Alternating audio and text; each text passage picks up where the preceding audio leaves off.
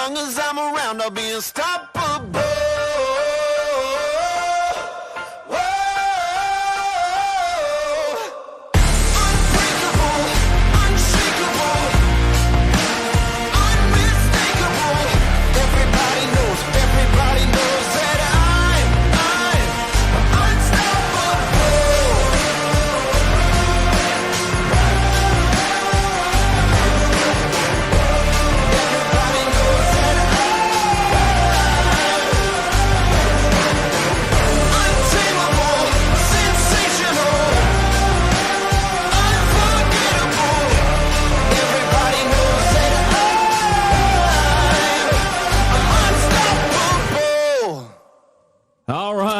Welcome, everyone, to the Recovery First podcast. Happy, grateful Thanksgiving. I don't know about you, but I have had enough turkey. I can't believe I'm still awake. I cannot believe this. I'm your host, Mike Todd. We are live at the Ask 'em Studios in Greenville, South Carolina. Tonight's show is brought to you by the South Carolina Recovery Housing Association. They have gotten out a little over 1,100 units of naloxone kits to housing and recovery housing statewide in South Carolina, including 14 reported overdose reversals. A little bit about Freedom Recovery Center and the Recovery First program. It's an initiative and community program in Greenville, South Carolina, supporting those who suffer from substance use disorder by providing access to treatment, recovery services, and permanent housing. We want to remind everybody of the South Carolina Recovery Housing Support Hotline. Todd's got the number up there. If you have questions about recovery housing or need to speak to a peer support specialist about your situation, the number up there is 1-800-396-7919, and all calls are confidential. Also, we want to tell you a little bit about every show. We want to talk about this. The Jessie May harm reduction bus will be at the old Save More parking lot. It's kind of in the Motel 6 area. They're there from 5 to 7 on Friday. They'll be out there giving out naloxone, clean syringes, spread love and dignity, and the message of recovery all throughout the community. Also, they do this at New Life Church. It's in the Berea area, the White Horse Road area. The exact address is 2690 West Blue Ridge Drive. It's in, of course, that's in Greenville. It's from 7 to 9. And if you need more information, don't hesitate to inbox us.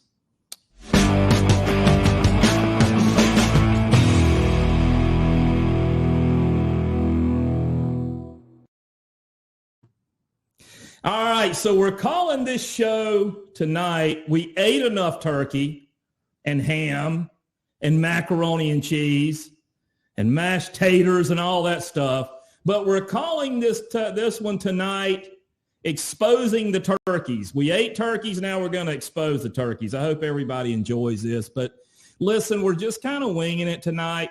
This is actually a resident of Freedom Recovery Center. You don't see him. His name's Brian. We want to respect what he's doing out at Freedom Recovery Center, but he has a story that we've kind of talked about, and it's really interesting to me. It may be interesting to you guys. I see him over there. He's got like these wide eyes, like what's he going to ask me? Because he never knows where I'm going to go with things, but his name is Brian. Brian, how you doing today? I'm good. Tonight? Thankful to be here. Good. So we've had some conversations, several conversations about this because I'm interested in patient brokering. I think that it should be outlawed. I think it should be outlawed all over the country. I think that South Carolina should have a patient brokering law. I think we should pass a patient brokering bill. But a lot of times people think, well, is this really happening? And it is happening. And it is happening in South Carolina. We're going to talk a little bit about your experience. And so your family, they were looking for help for you. 2013, I had overdosed and was in the hospital. Okay. And the doctors had no idea of where to go or what to do. I had never been in recovery before, so my family was trying to find somewhere. Right. Friend of the family happened to know this number, and they gave it to us and called this number. Next thing I knew, I was on a plane to Florida the next morning. So, and that all sounds great, right? I mean, it's like, oh, well, it was an 800 number, but I want us to kind of wrap our head around this, because part of what we want to do with this show, when Todd and I started talking about this, and, we want to educate people.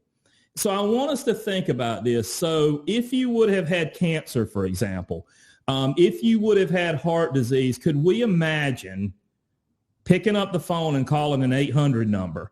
And I'm sure now, and backing up a little bit, so we, and this was in 2013, but I'm going to tell you right now, this is going on today. There are not only 800 numbers, but we have these Facebook gurus and recovery rock stars and all-stars that people are calling. And the first thing they did, I'm sure, was they wanted what was one of the first things they wanted, Brian, when you called? Insurance information. That was key. Yeah, and laughing, but it's really, think about that. So I've got a treatable and preventable disease, okay, that involves the brain. Now it's substance use disorder, and we are calling some random dude or woman on an 800 number. Now, they got your insurance information, correct? That's correct. Within a few minutes, they had called me back with a flight booked to Florida. Oh. I mean, it probably wasn't 10 minutes later they called me back with flight information. So you obviously, and another thing I want to back up just a little bit too. Can you imagine what Brian's family was going through? He had an overdose, a very near death, a scary experience. There was, and I want you to wrap our heads around this. I'm going to say that a lot in this segment, that they had no one to turn to. They felt that they had no one to turn to, except a family member saying, hey, I got this 800 number. So they provided a plane. Isn't that interesting? When it first happens and you're in the middle of it, you don't think that's unusual. Yeah. Especially not having any idea about how recovery works or what was available. So it didn't ring any bells at first, but the farther down the line, more warning signs came up. But yeah, by the next morning, I was on a plane heading to Florida. And we're going to talk about those warning signs. We're going to talk about what happened, because of course they sent you to Florida. But here's the thing. It is actually illegal. It is illegal. That is called inducement. That is illegal for them. If I recovery, or not a recovery, I shouldn't say recovery, but a treatment center, it is illegal for a treatment center to provide transportation, to provide a plane ticket. So they broke the law right there. I had no idea. The other, we got to talk about this. Like, the other interesting thing is the plane touches down. You must have had good insurance at the time, dude, because and that's what we talked about. And what pulls up but a limousine, man? And so here you are. Where are you from in South Carolina at the time? I'm from right around the Greenville area, and flew into Fort Lauderdale. Fort Lauderdale. There was a man with my name on a sign beside a limo. Golly, man. Is that not amazing? I mean, so everybody picture this 800 number. They fly him in, which is against the law. I'm pretty sure the limousine's against the law too. I may be wrong about that. We may need to get with like some, I don't know, this is not my expertise, there are people that actually like expose this, and that's what we're kind of leading into. We're going to get some of those folks on the show. But so they picked you up in the limo. Picked me up, drove me to this little building. It used to be a nursing home, but drove me there. Very nice place. Very, very kind people. Yeah. Everything you want. They had a chef on Side. payroll, and he would cook unbelievable meals every day. we had omelets made to order every day. So, but hold on, Brian. And I've known you for a little while, man. But so here you are. You just a good old boy from Greenville, South Carolina. I mean, and here, like, okay, you're going to fly me in. You're going to ride me in on a limousine. You're going to put me up in this nice place. And not only that, but I get an omelet every day, right? It doesn't take much to make me happy, so I was happy. But did you? And you got some services. I mean, you got. We did detox and right. Helped you through that. They have an introduction into some meetings and this and that. Some very positive stuff there, but also the sort of the apple pie in the sky billboard that's in front of you isn't necessarily where you end up in the end. Okay, and I want us to kind of hold on to that for just a minute, because everything looked really good on the outside. Yes. Right? Yes. I mean, everything it was almost like, and it's almost as sad as like you're buying something. Like you're buying you're calling the salesperson really. And they're telling you, man, we're going to get you, you're going to probably fly first class or something. We're going to pick you up with a limousine. Did they have a pool? Not they had a hot tub. Was Dr. Drew there? I'm just Dr. kidding. Drew, yeah. Yeah. I mean, but yeah, I mean, so it was a nice place. It was. And that was what was this salesperson kind of laid that on you. But once you got there, you probably had a counselor. They had groups every day. They kind of kept you busy, right? Pretty much, yes. They didn't push groups real hard. If you didn't want to go, you could stand out on the patio and smoke and talk. But after you're there a few days, you get to talking to other patients and all. We were all given our patient ID on a wristband. And after the patient ID was 0.1 if you're a first timer there, up to 0.8 or 9 if you've been through there 8 or 9 times. So Wait a minute. That was my first revelation that, okay, some of these people have been in the program, went out, relapsed, and then started all over. And every time they start over, it's more money.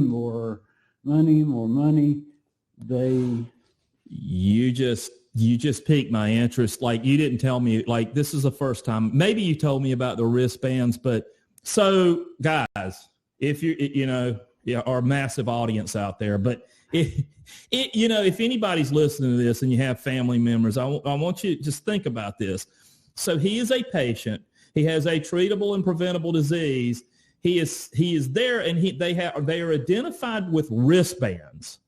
Okay, and on those wristbands, there is a number on that wristband, and that's how many times that patient has been there. So in other words, Brian had a 1 on his wristband. Exactly. So what would tell you is that what I'm thinking, okay, is that, okay, Brian can be washed and repeated a few times. Is that was that kind of what you were getting, Brian? Once you start talking to the other patients down, other residents, whatever you want to call us, you start realizing that, yeah, we can pretty easily be recycled, reused, repeated.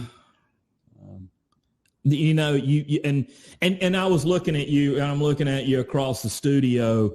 And, but when that came like recycled, reused, that is just like, and I know that's just like your words, but that's exactly what it is, really. Yes. So it even gets better.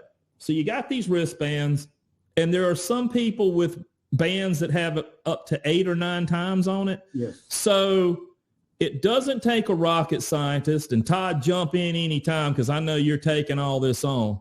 Todd's our producer. But here's the thing. So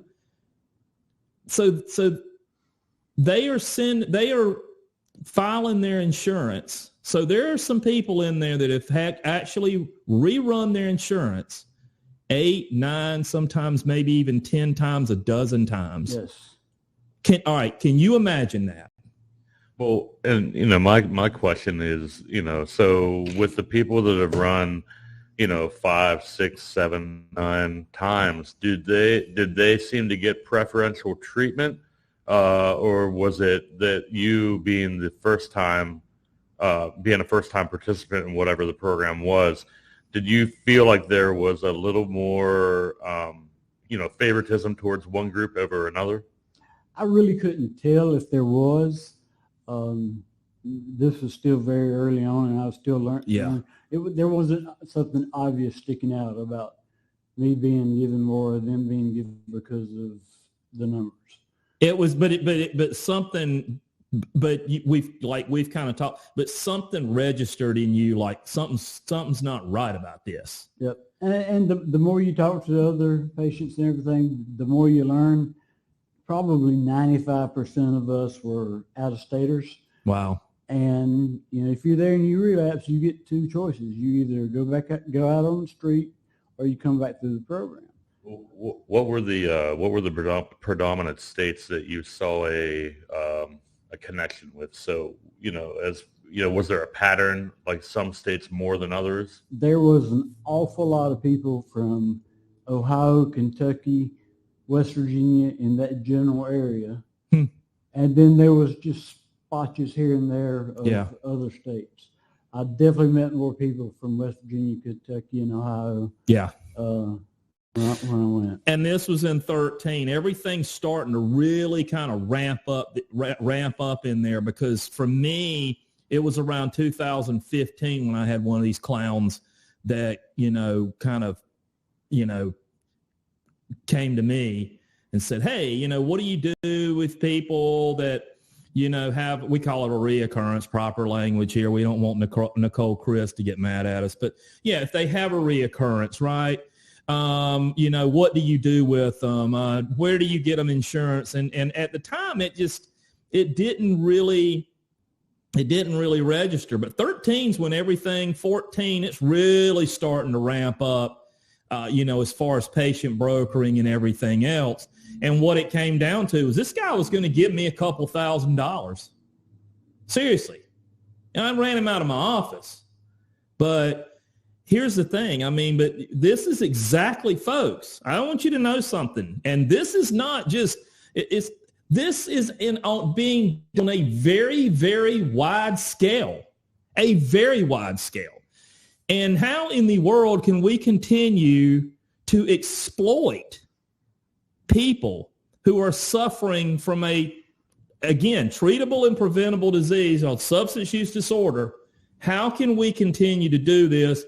But there's something else that Brian talks about too that really piqued my interest. So if they had, proper language and a reoccurrence, if they have a reoccurrence, they either go to the street or they could run their insurance again. But tell me a little bit about something that was right down the road. This is where it's going to really come together for you, folks. Yeah, after about a week in detox, they moved us into these apartments, and we have a little more freedom. We're still watched, and we do meetings and all that. But it was well known, as soon as you come on the property, everyone would say, that last house on the right there is a trap house. And for people that don't know what a trap house is, I'm going to go ahead and let you tell them, Brian. So again, okay, I'm trying to digest all this because I've talked to people before, but I've never had I have had people that have come through the program that have gone through this. But so here you are, treatment center.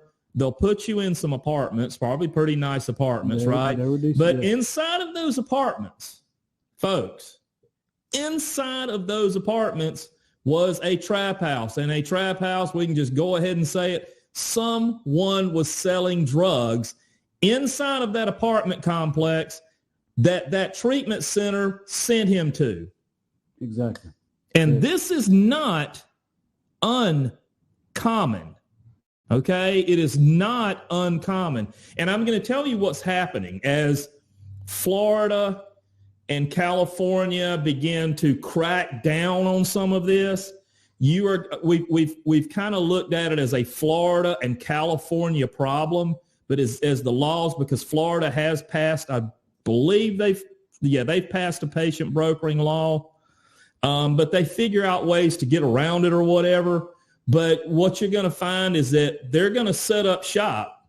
All right, listen to me. If any of my South Carolina, I don't know if we could get this to some legislators, to our state agency, to DEOTUS, the Department of Alcohol and Other Drug Abuse Services.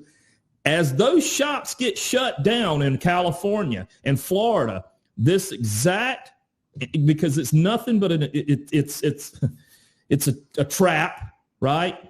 But as these places get shut down, they're going to set up shop in states such as South Carolina, North Carolina, Georgia. Places that do not have patient brokering laws are going to do that. But that is amazing that here he is.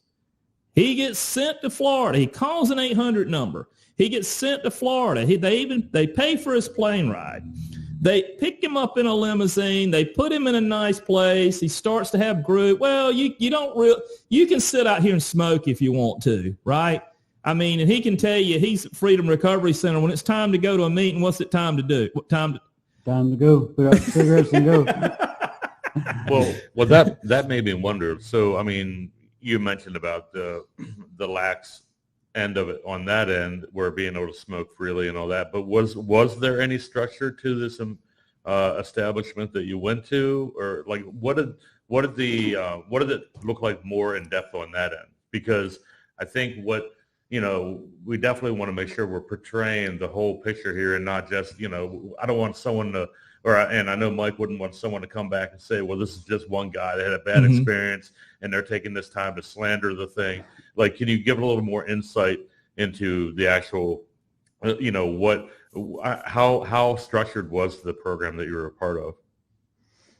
It was laid out to be like an incentive-based things. If you did go to all your groups, if you participated, did your one-on-one, your counseling, all this, earned credit to getting a little more freedom. So there was incentive there, but if you didn't care about going to the beach once a week, you could just sit out back and smoke cigarettes all the time. So there were some incentive-based things to keep us in the middle of the program. But ultimately, a lot of people just went, sat there for a week, got detoxed, and went on to the next step without ever going to one of the groups or anything like that. Wow. So okay. So, but here's the thing. You just said that there were incentives. So part of the incentives were, hey, you get to go live in this apartment, right? Yes. But inside of the apartment, everybody knew that there was some. Could you imagine? All right, you're trying to treat your disease, and then of course we treat the disease, and then we work on our recovery. I mean, it's just like the example's heart disease. And my arteries are clogged up. I need to go get treatment. I need to go get them unclogged, and then I need to sit down with the doctor, and I need to change the way that I do things. I need to change the way that I live, my diet. I need to exercise so that those arteries don't get clogged up. I mean, could you imagine going like somewhere to get something heart disease, and they say, all right, but we're going to send you down the road here, and right by it's a donut shop, and next to that, is a place to get hamburgers and French fries. I mean, it's just the whole thing just really blows my mind, and I'm really even. Like, I hear about this and stuff, but sitting down and really kind of processing this with you, this is unbelievable. And I'm going to tell you something. This has been being done at a massive rate, at a massive rate. I mean, there are a lot of people that have been getting flown out to Florida or because for a long time we thought, okay, you got to go to Florida or California to get treatment. I mean, it was just kind of a given, right? So one of the things, I'm so Rich Jones, one of the things that he talks about and that I talk about is like, what if all treatment and recovery is local, right? And so let's fast forward. When did you come to us? I first came last November, went home, and then came back in January. Right. Okay. But this time, this was in 2020, right? You were with us during the pandemic, right? Yeah. I remember. Yeah. And so, which is a rough time for everybody. Everything's just kind of crazy then. But what you did everything locally and I'm not saying this is a perfect process, but why in the world do we think that we have to send somebody to Florida or California, especially when we have these pitfalls? You know what I mean? I mean, I could understand it if everything was regulated and straight up and you were getting some fantastic care. And you know what? A lot of times people want to get away from where they are because they're drug dealers there, because their old friends, their old playgrounds, playmates, all that good stuff is there, and they want to go somewhere else. But look what he faced. I mean, he was right. He had a drug house right down the road, right down the hall from him, basically in the same apartment complex. And so this time you've done some things. You did everything locally, right? You went to a local treatment center here. I don't mind saying it's Carolina Center for Behavioral Health. Local. Let's face it. He didn't have any palm trees. He didn't have any. He didn't have a beach. I can tell you, because it is a local place, a lot, that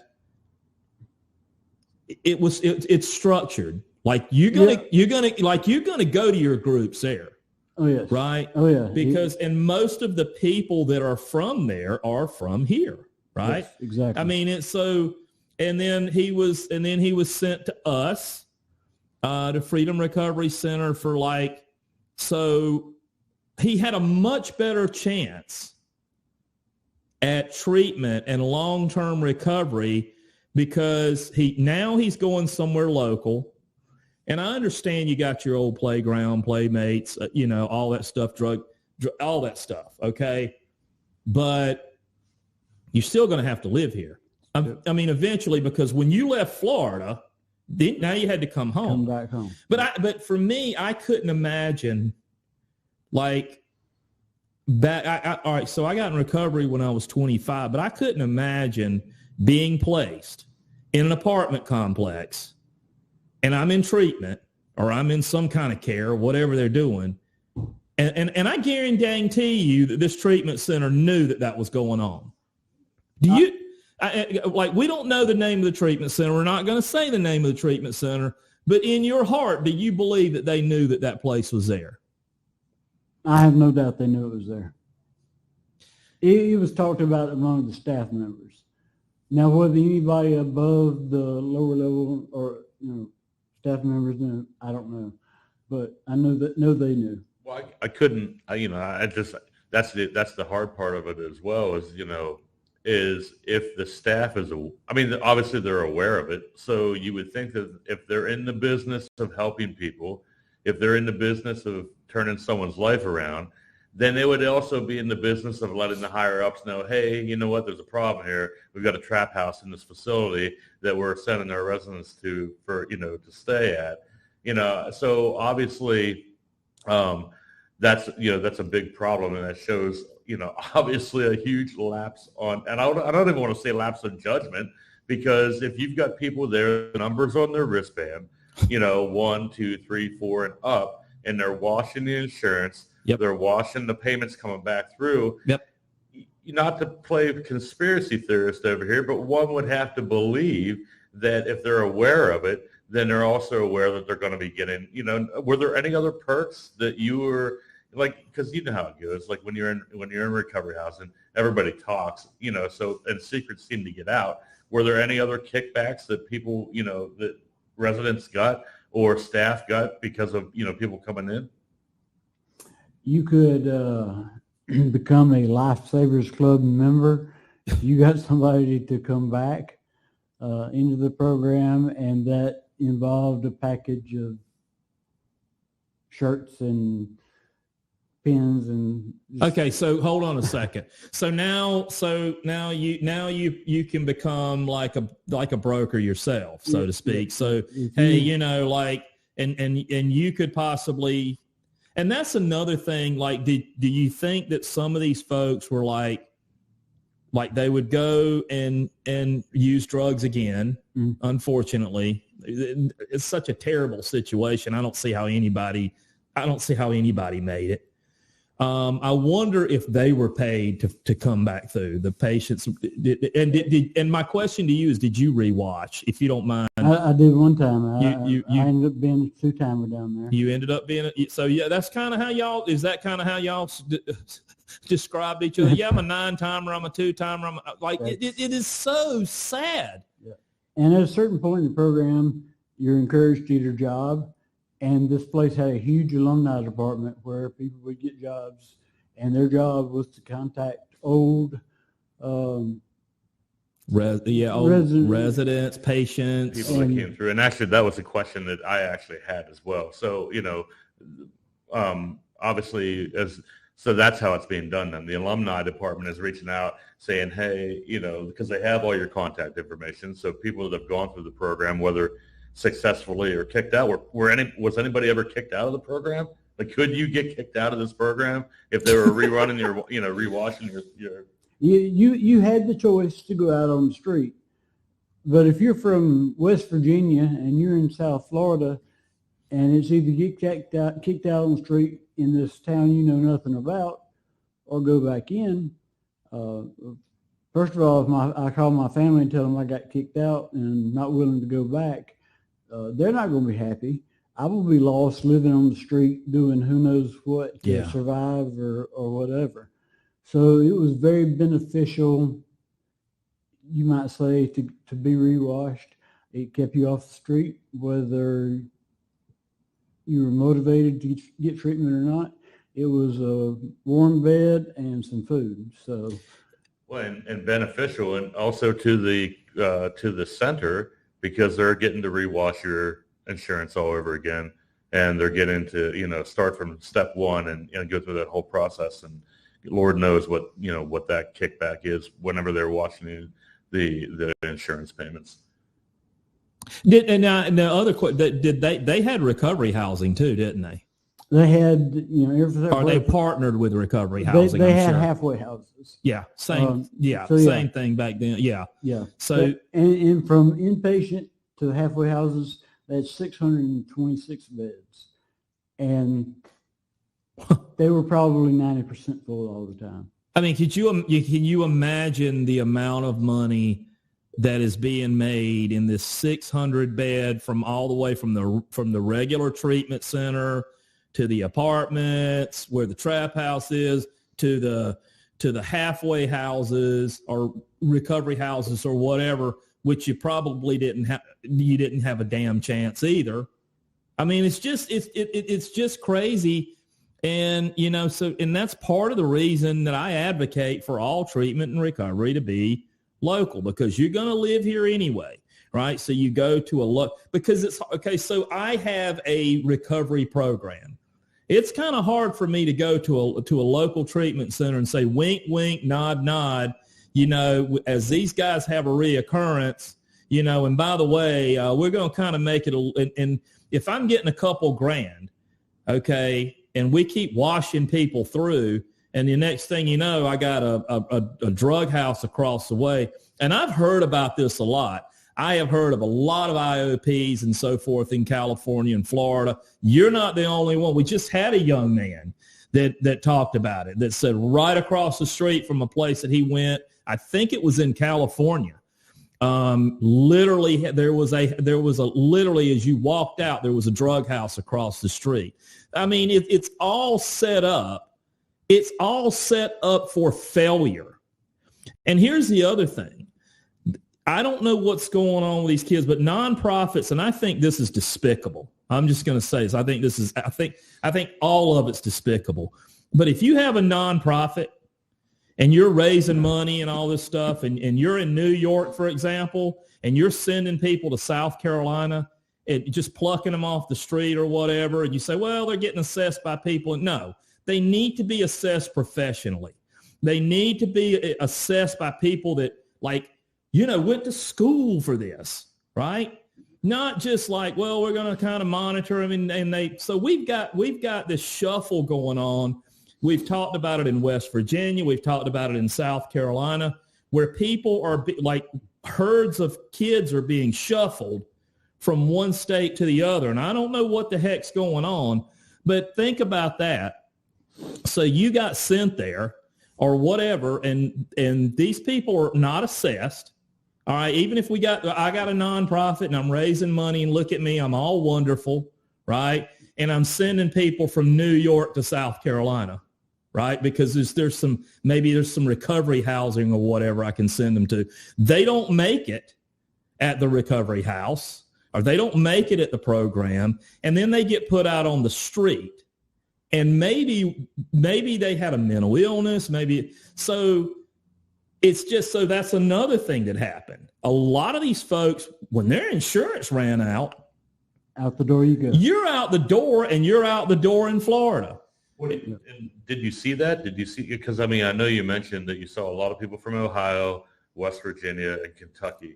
Those three states alone, not to say that South Carolina is not in that grouping, because we are very close, but the overdose deaths in those three states alone, in particular, in the last 3 years alone, have been huge. So it doesn't blow my mind to hear you say that answer, that you saw a grouping of people from there, a big grouping from there.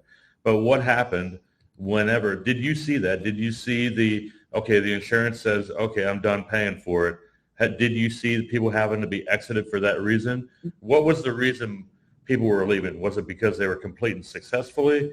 Was it because they were getting kicked out? Or was it because they were, getting kicked out and coming back in? Or was it that, that the insurance ran out? It wasn't all one thing. There were some people who, okay, I've done this for 8 months, 10 months, a year. I'm going back home and trying life.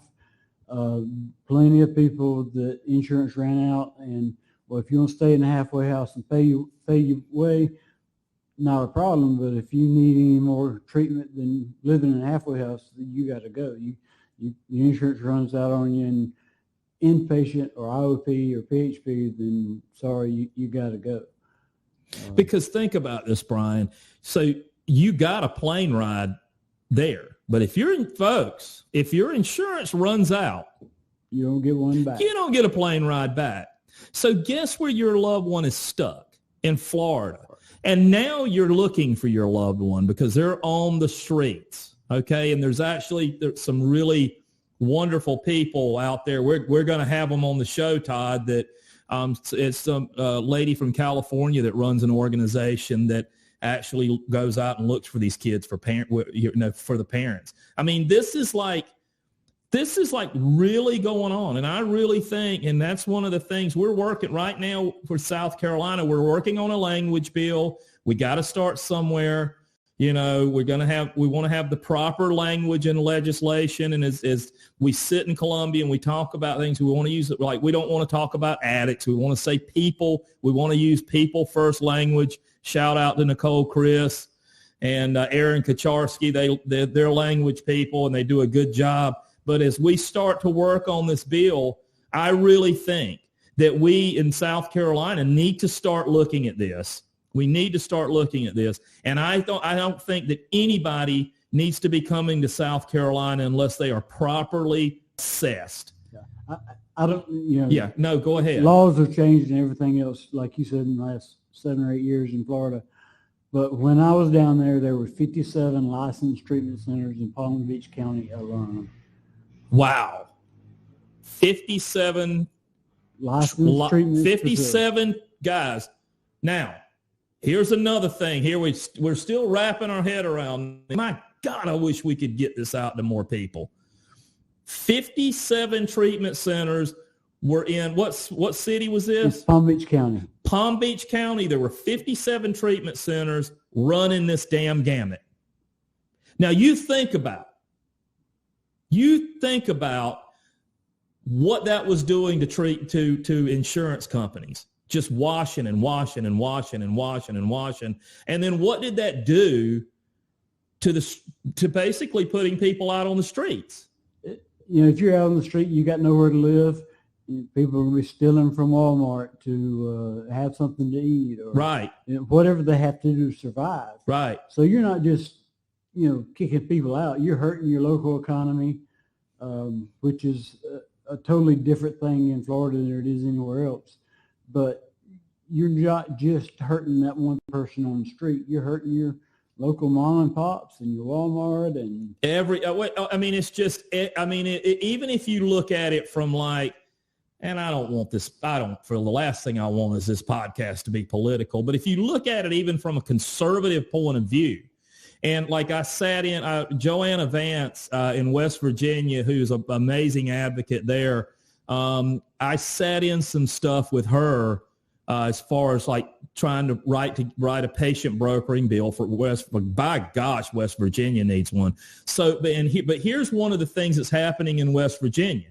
Are you ready for this? A big thing that's happening in West Virginia is they're taking these kids and they're giving them a one-way bus ticket out of West, or they've got folks coming into West Virginia with a one-way bus ticket. Because what happens in West Virginia? It's turned out to be a dumping ground. Yep. Because there are so many drugs. So you got, I don't know, she said some of them actually come from Greenville, South Carolina, which is really interesting. But so you got New York, some bozo nonprofit from New York sending people to South Carolina unassessed, and they end up out on the street or whatever it may be. I mean, I just, the whole thing is just, it really is amazing. And I don't think that people understand like you can go on Facebook right now, and I don't know how they get away with it. I'm going to sit here and look. I don't know how y'all get away with it. You rock stars, you recovery all-stars and gurus, you make me sick. You make me sick that you sit here and you have these families, these vulnerable families reach out to you, and you get the front and the back of their insurance card and you sell them like they're cattle or something. It really pisses me off. And you know what? I might just start naming you all. Well, because everybody knows who the hell they are, and why aren't they being stopped? Well, why aren't those people being stopped, Todd? Well, and that's the other thing. Really pisses me off. Well, remember, back in, what was it, the summer, Kelly and I, we were on vacation down in Myrtle Beach, and, how many screenshots did I send you that week while we were on vacation of advertisements from treatment, one treatment place after another? I know that in 2 days' time, I at least sent you 15 different screenshots of advertisements that were coming up in my Facebook feed, for treatment centers. And most of them, 3/4 were from Florida. Yeah. That doesn't, we're focusing kind of here on Florida and California, but what do people need to look out for in their states? Because we don't want the breeding ground that we're talking about. So we're talking about how, we don't want that for South Carolina or West Virginia. So what if families, because this is going to get out, with a conversation like this is going to get out. So what do families need to look at to be questioning, hey, is this place acceptable for my loved one to go to? So Todd, I want to, as we kind of wrap it up, I want to talk about how, like, that happened to me in 2015, 2016. I literally got approached by these guys. I have a strong network of people around me that I talked to because at first it sounded like, well, it's not a big deal because they're going to donate to my nonprofit. I need money, right? It was enticing because when you have a small nonprofit like ours, it's like, man, we always need money. Like, Todd, you know how much money I make. I'm poor. Right. But the point I'm trying to make is what I did was I started like really looking at this and getting educated. And the first thing I did back then was we had a women's house back then, a lady that we got started. Anybody, we had a director, myself, anybody that was in a position that could possibly send someone to a treatment center had to sign basically a statement. We kept it on file that you would not take any kickback, inducements, gifts, nothing like that. I know when Heath worked for us, he used to like to send people to Galax in Virginia, but that's where he was from. But I can grant you one thing that he never took a kickback from them. But here's the thing. So here's the Todd, here's the red flag. Give me just a second. I have one question yes. at the end of that. Yeah. Well, no, go ahead. No, here's the red flag, and I have people that call me, and about 90% of my people don't have insurance. They just don't. So I'm like navigating them through but if they do, I recommend a local treatment center, which is Carolina Center for Behavioral Health, which is where Brian came through, because like I said, like if I go out there and try to entertain something, it's going to get out real quick. Like I'm going to get real quick because everything is local and transparent. But here's the thing, guys. If you call an 800 number and they go straight into insurance, okay, they want the front and back of your insurance card. Or if you are reeled in by some of these despicable, I'm going to say it to them, you're despicable. You despicable people on Facebook. You're not a guru. You're a criminal. You take advantage of sick people. I'm going to say that. When you sit here, when you get in touch with these Facebook all-stars and recovery rock stars or whatever the hell they think they are, and they want the front and back of your insurance, and do not give anybody the front and back of your insurance card. Here's the difference. I will never, ever, look at me. I will never ask for the front and back of your insurance card. I will never send people out of state that are not properly assessed. The first thing they need to do is be assessed by someone who is trained with substance use disorder, mental illness. They need to be assessed because there are other underlying things besides substance use disorder, right? There's PTSD, there's depression, there's anxiety. They have to be properly assessed. So what I suggest to them is that they are properly assessed by professionals in the Greenville, South Carolina area. And I never ask for the front and back of their insurance card. If someone asks for the front and back of your insurance card, you tell them where to go.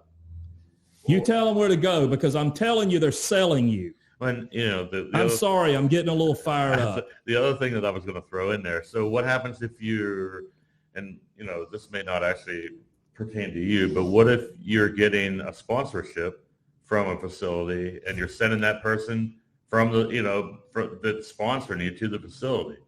Like how is that necessarily? Well, that gets a little bit hairy too, because when I was approached in 15 or 16, another thing that they enticed me with, if you send 3 people to us, the fourth one, or it was 2 or 3 or something, we'll give you a sponsorship. How about that?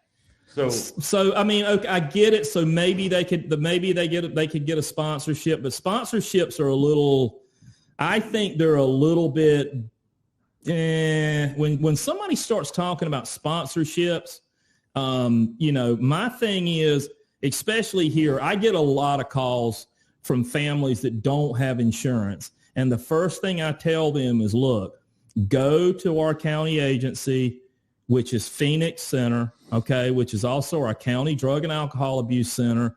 Go there. There are wonderful people there that will assess you and guide you and help you. Everything is limited. You're in South Carolina. We are, we're not a Medicare state or anything like that, unfortunately. First thing, I would love to see Medicare expanded into South Carolina. Not going to happen in conservative South Carolina, not going to go there. But the point I'm trying to make is to get them to someone locally to assess. And then if they feel like they need to go somewhere, but most of the time they can get what they need here. And here's the thing, and Brian, as we wrap up, Brian can kind of attest to this.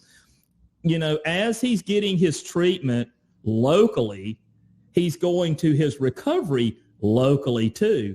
And his recovery program and his housing and everything is local, so that he gets, so everything is done right there. It's a around service, right? As he starts to go through his PHP, which is partial hospitalization, which is 6 days a week. Then he goes to his IOP, which is 3 days a week out there. And then he can step down and go to his housing, right? But everything, he's going to his meetings. He's looking for a local sponsor. He's not going to Florida or California where they're handing him a big book and saying, all right, man, good luck. Hope you make it. Good luck back in Greenville, right? He doesn't even know anybody in recovery in Greenville.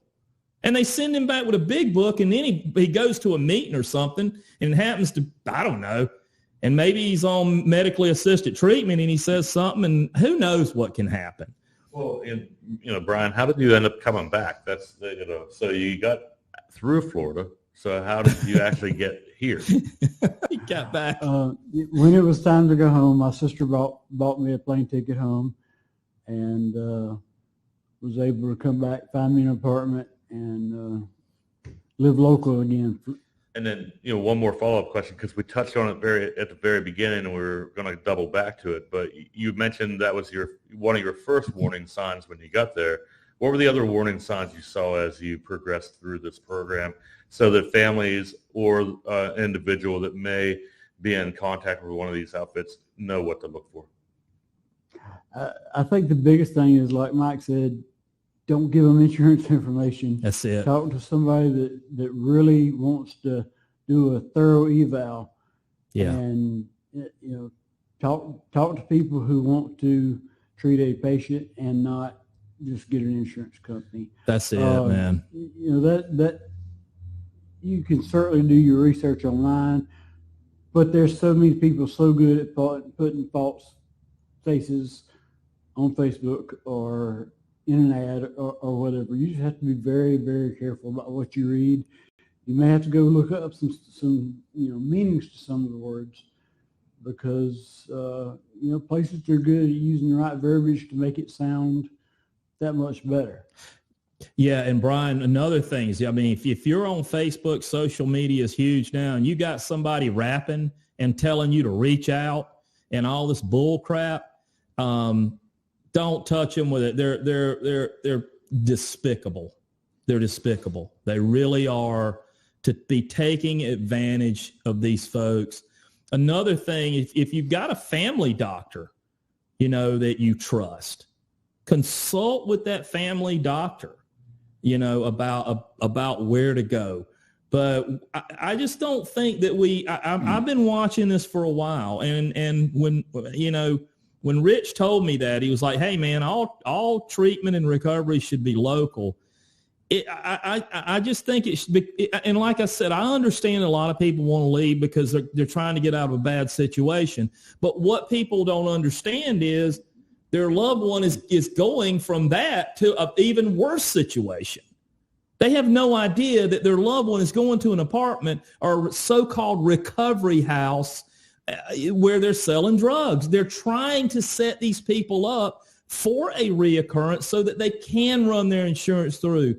I know we got to wrap up. Well, before you wrap up, yeah, go ahead and finish your thought, but I definitely come back to me because I have one more thing then. No, I just want to say, and Brian, I'm glad you're doing well.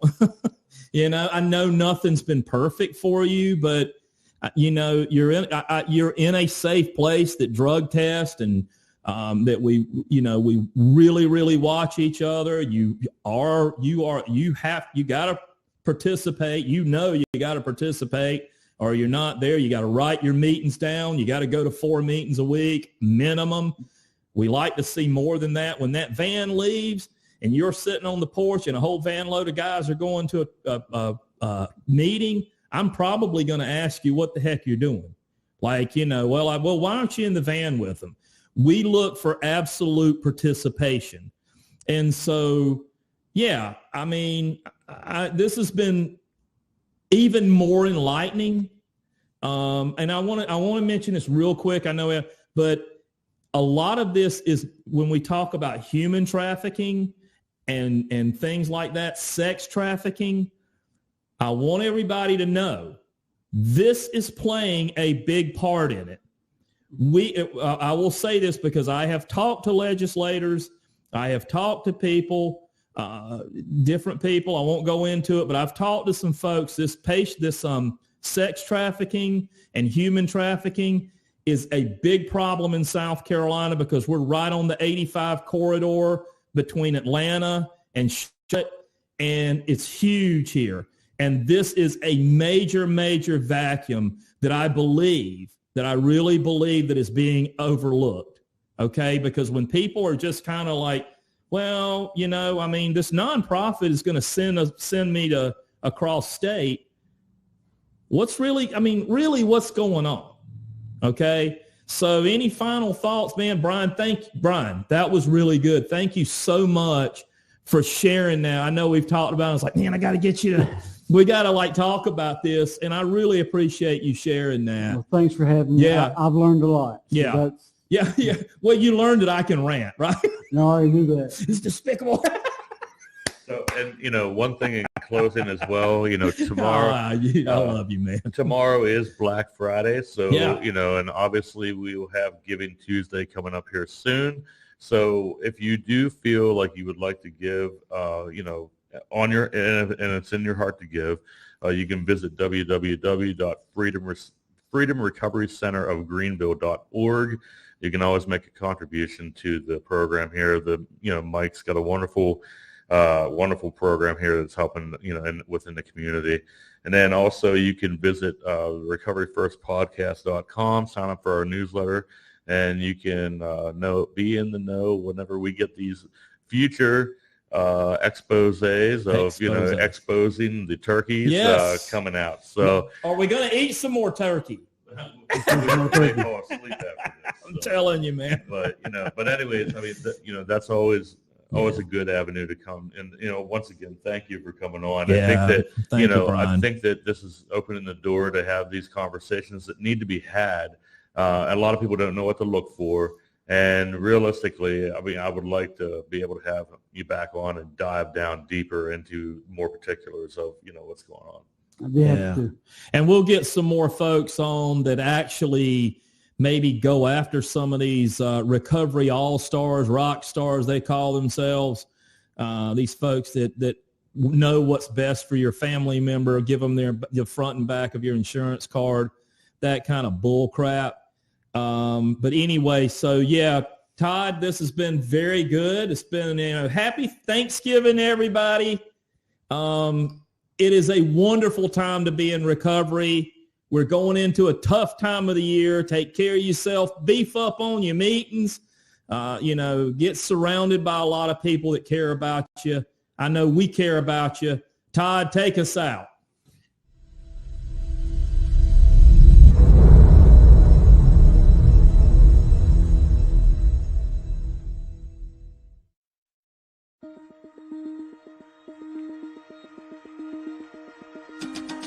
So 30 years ago, when I first came into recovery, we didn't have recovery housing. If someone was seeking recovery and maybe coming to meetings and didn't have anywhere to live, we'd basically try to help them find somewhere to live. And that's how it all started. We all started basically living together and keeping each other accountable in recovery. Now, as the years have gone through, it's basically turned into an industry.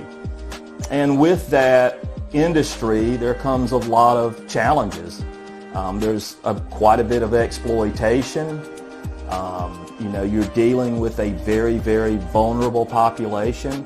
So that's the reason that we started the South Carolina Recovery Housing Association, to help providers, to help other recovery housing operators, to help mentor them, to advocate for them. And one of the things that we did right off the bat was we started getting naloxone into all recovery housing in South Carolina. We were very fortunate to get a grant from the Clinton Foundation and some help from the Recovery Advocacy Project and Challenges Inc. and Favor Greenville, and all of them combined have helped the South Carolina Recovery Housing Association to begin getting naloxone into all recovery housing in South Carolina, and to help train their residents on the use of naloxone. We believe that is the first standard that we need to accomplish in South Carolina. Recovery housing operators are a very valuable resource to those suffering from substance use disorder in South Carolina, and we want to advocate for them, train them, mentor, and just work with them with whatever needs that they may have. If you want to get in touch with us, it's screcoveryhousing.org.